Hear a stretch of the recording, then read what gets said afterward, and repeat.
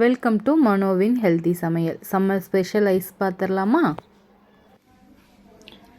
So இன்றைக்கி நம்ம ready பண்ணியிருக்கிறது சேமியா பால் ஐஸ் தான். ரொம்ப க்ரீமியாகவும் எம்மியாகவும் ரெடி பண்ணியிருக்கோம். ஸோ எப்படி ரெடி பண்ணுறது, என்னென்ன பொருள் தேவைன்னு பார்த்துடலாமா? வாங்க.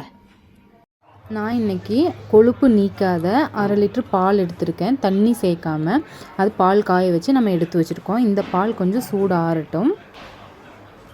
நான் ஒரு கடாயை வச்சுட்டு அதில் 1/4 டம்ளர் தண்ணி ஊற்றிருக்கேன். தண்ணி சூடானதுக்கப்புறம் சேமியா இது கூட சேர்த்துட்டு நம்ம நல்லா வேக வச்சு எடுத்துடலாம்.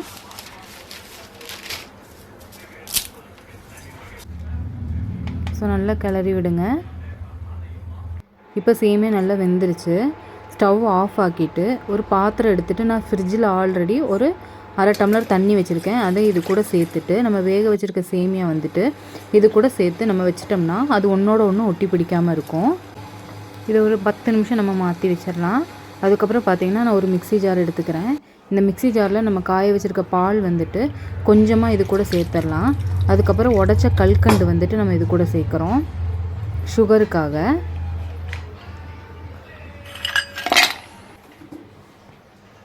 அதுக்கப்புறம் பார்த்திங்கன்னா கண்டன்ஸ் மில்க்கு. ஸோ நான் மில்க் மெய்ட் தான் எடுத்திருக்கேன். இது நம்ம அது கூட சேர்த்துட்டு நல்லா அரைச்சி எடுத்துகிட்டு வந்துடலாம். நம்ம ஆல்ரெடி காய வச்சுருக்க பால் வந்து அடுப்பில் வச்சு நம்ம அரைச்சிருக்கதையும் அது கூட சேர்த்துட்டு நல்லா கிளறி விடுங்க. கொஞ்சம் பால் திக்கானதுக்கப்புறம் சூடு ஆற வச்சிடலாம்.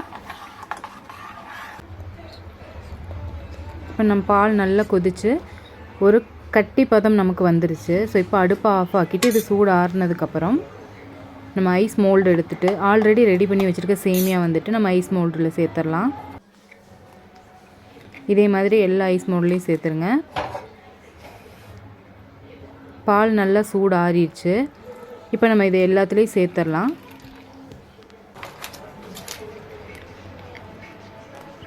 பால் எல்லாத்துலேயும் சேர்த்தாச்சு. ஸோ நம்ம இதை கவர் பண்ணிவிட்டு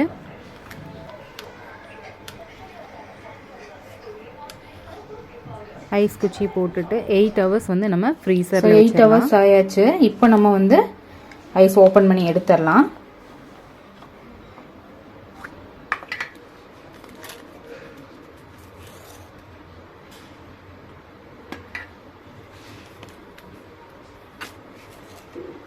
நம்மளோட சுவையான சேமியா பால் ஐஸ் வந்து நம்ம ரெடி பண்ணிட்டோம்.